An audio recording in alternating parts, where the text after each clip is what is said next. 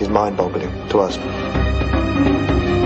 Today, the pyramids still stand as the ancient world's main attraction, but they were no overnight success.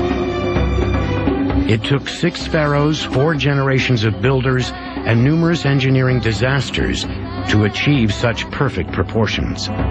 And so here we go, the evolution of the mastaba into the step pyramid. This is the mastaba. IMHOTEP comes along, okay? Mastaba as a single-story, oblong royal tomb, okay? IMHOTEP comes, he stacks 3 on top. Okay, he extends the mastaba. He wants to do something that has never been done for his king or any king prior to Xhosa.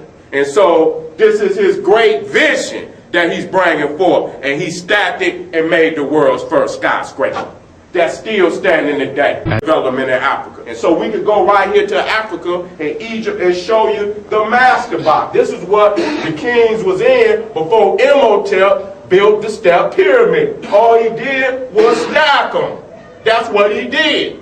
But this is the development stage. This is what you call a mastaba. And just like in the pyramid, they still had the route that led down here where they buried the king. IMHOTEP set out to build the world's first stone structure. But before he could build up, he had to build down. He started by digging a vertical burial shaft 23 feet wide and 92 feet deep to house the pharaoh's sarcophagus. Next, IMHOTEP's laborers carved a second shaft through which the pharaoh's body would be lowered. Adjoining the burial chamber was a series of subterranean rooms meant to serve as the pharaoh's afterlife palace. About 1,000 feet to the south, a second tomb complex was hollowed out from the bedrock. Like many pharaohs before and after him, Djoser would have 2 tombs. Egypt's kings had been building lavish tombs for centuries from the outside world. IMHOTEP set his sights skyward and began a series of expansions that would revolutionize architecture. On top of his mastaba, he added a second smaller one. On top of that, a third, and then a fourth, stacking them like layers of a wedding cake. With his stone blocks holding steady, he decided to go even bigger, extending the 4 steps out to the west and adding 2 more on top of those. Djoser's tomb gradually took on a shape unlike anything the Egyptians had ever laid eyes on. The groundbreaking form would come to be known as a step pyramid.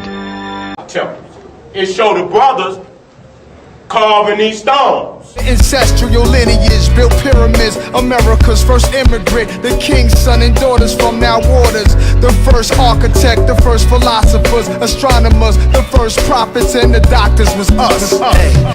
In the shadow of the Great Pyramids of Giza, Egypt has displayed its latest archaeological discovery.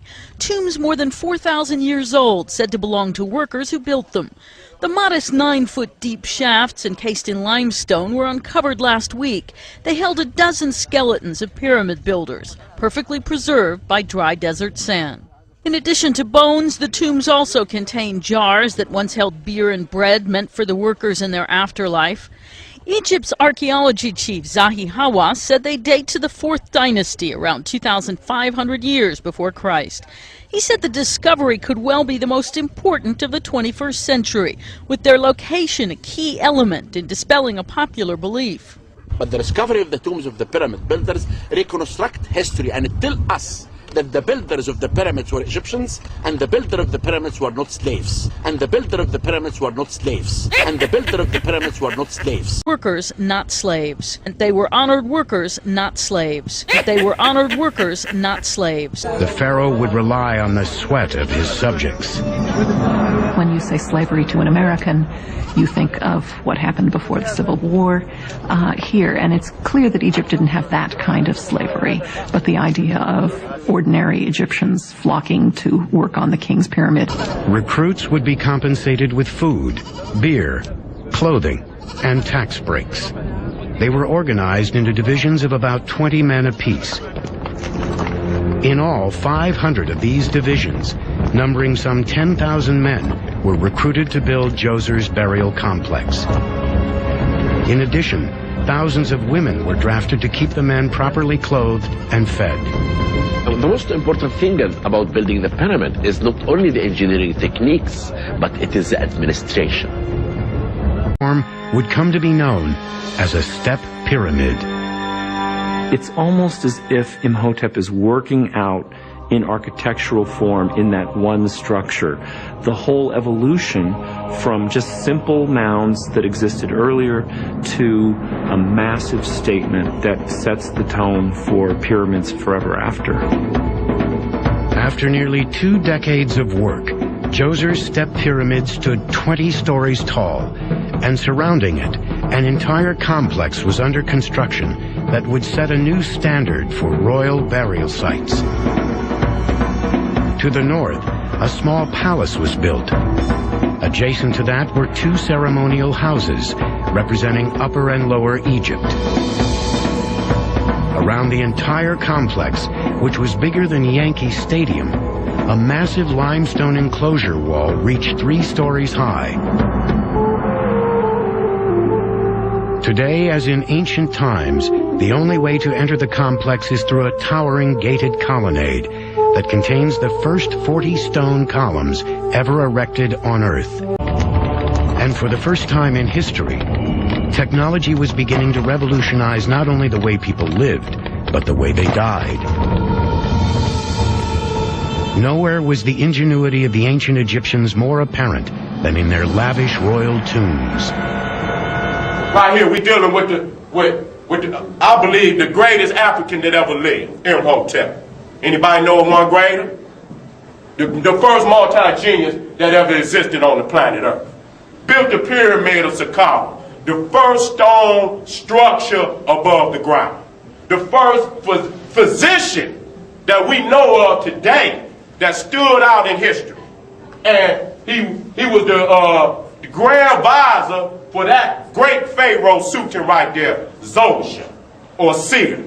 And they built the first lodge, Grand Lodge of Kemet. 2667 BC.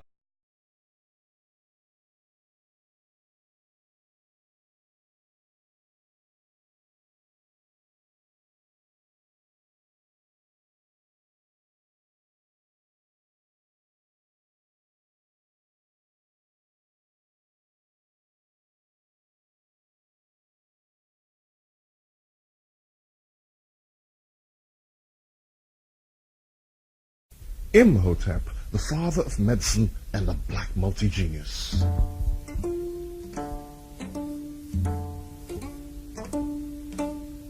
The achievements of the black people of ancient Egypt have shown us that black people built truly one of the greatest civilizations of ancient times.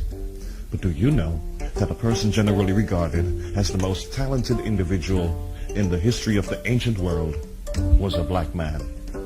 He was an Egyptian named Imhotep. Imhotep was the son of an architect.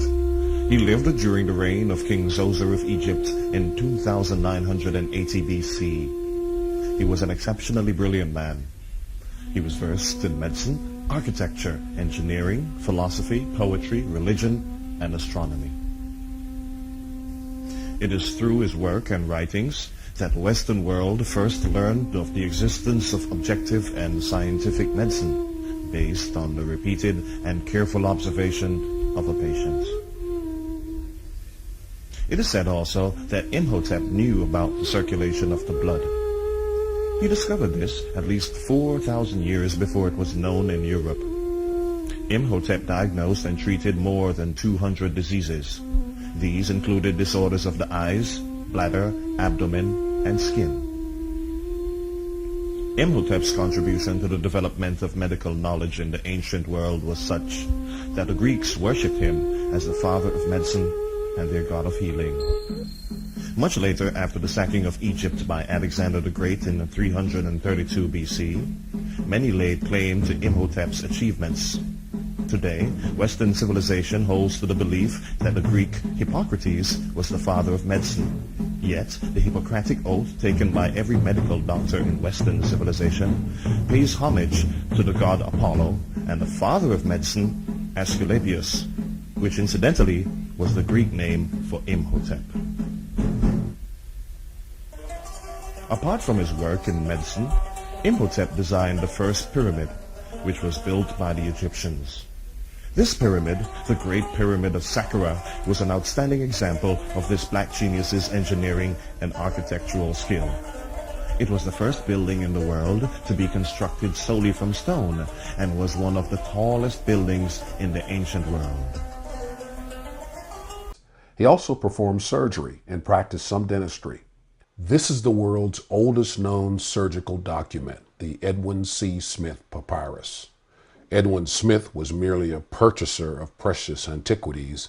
He had no ownership in its genius. That belongs to the African Renaissance man, Imhotep. The Edwin C. Smith Papyrus is a medical book of 48 different surgical procedures written in exquisite detail, dealing with cranial sutures, the external surface of the brain, examination, diagnosis, and treatment of head injuries, fractures of the neck, collarbone, skull, nose, and arm, as well as tumors, cysts, sprains, and dislocations.